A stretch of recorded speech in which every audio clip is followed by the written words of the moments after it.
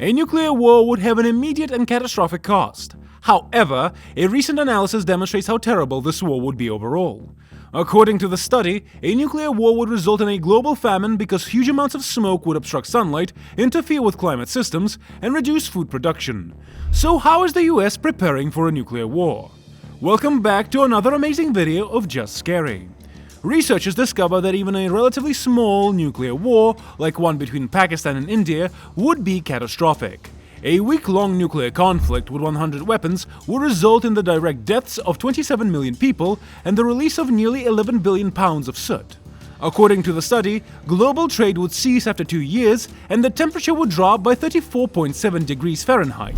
The resulting famine would kill 255 million people. That is assuming that the rest of the population receives the bare minimum of food required, which is roughly 2,000 calories per person per day. Researchers also discovered that the climate effects of soot from the nuclear war will peak in the first few years but last for nearly a decade using climate, agriculture, and fishery models. The study concluded that just 3 to 4 years after a nuclear war, in the worst-case scenario, when 150 kg of soot is released, the world average calorie production from crops will fall by nearly 90%. Over 80 years have passed since a significant conflict erupted in Europe. Many people now feel a great deal of uncertainty as a result. According to a survey conducted by the American Psychological Association, nearly 70% of Americans believe that World War III was just getting started. Once unimaginable, the risk of a nuclear war is very real today. We're going to be looking at the inconceivable today.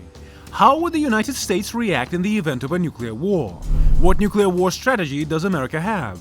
What are they aiming for? How many missiles would be fired? And how many deaths could be anticipated following the arrival of American bombs? What would the future of the world look like after such a war? And most critically, could the United States prevail in a nuclear war on a global scale? With land-based intercontinental ballistic missiles, or ICBMs, sea-based submarines armed with submarine-launched ballistic missiles, SLBMs, and air-based strategic bombers equipped with gravity bombs and air-launched nuclear cruiser missiles, the United States maintains a nuclear triad. Let's now examine each component of the American triad as well as its weapons delivery systems. America's land-based intercontinental ballistic missiles, or ICBMs, are the first and best-known component of its nuclear arsenal. The United States possesses 400 LGMs, 30 Minuteman III ICBMs, launched from silos.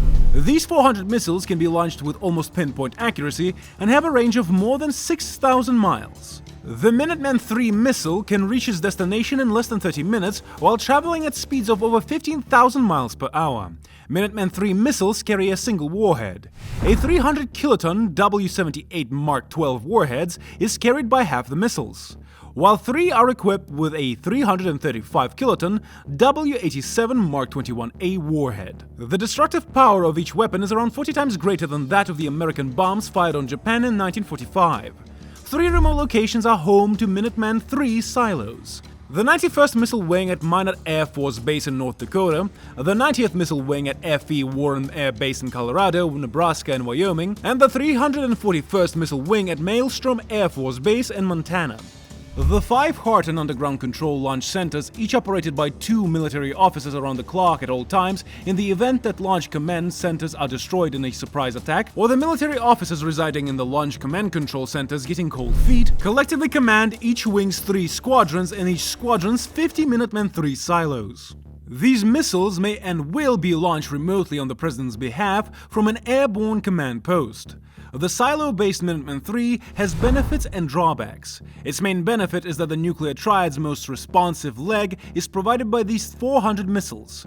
Since 1959, America's land-based ICBM force has been on constant, round-the-clock alert. In less than 5 minutes, they may be launched. A successful nuclear strike against the Minutemen of America III silos will require at least 400 warheads, one directed at each silo, forcing the enemy to use and exhaust a sizable portion of the nuclear arsenal. This strategic advantage also draws attention to Minuteman III's drawbacks. Because their position is widely known, America's land-based Minuteman IIIs are inherently vulnerable, and silos can and will be easily attacked. As a result, in the case of a large-scale attack, the President would be caught off guard.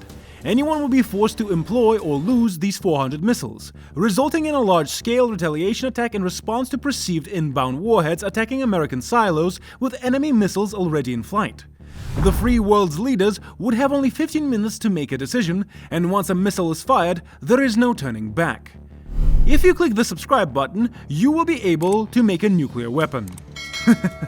Just kidding. The air-based strategic bombers are America's second nuclear triad. The United States Air Force currently has a fleet of 66 strategic bombers at 3 locations. America's strategic bombers are organized into 9 bomb squads and 5 bomb wings. Minute Air Force Base is located in North Dakota, Barksdale Air Force Base is located in Louisiana, and Whiteman Air Force Base is located in Missouri. Currently, 300 nuclear weapons are stationed at the strategic bomber sites in the United States, with an additional 100 tactical nuclear bombs to be planted at NATO air stations in Europe. The United States bomber fleet is made up of 46 B-52 Stratofortress bombers and 20 B-2 stealth bombers. The B-52 Stratofortress bomber is capable of transporting up to 161,200 kiloton nuclear gravity bombs. Each gravity bomb carries a large payload with 150 times the destructive force of the Hiroshima bomb. The B-52 Stratofortress bomber is a long-range heavy bomber capable of flying up to 9,000 miles without needing to refuel. The B-52 is capable of carrying up to 20 AGM-86 subsonic air-launched cruiser missiles.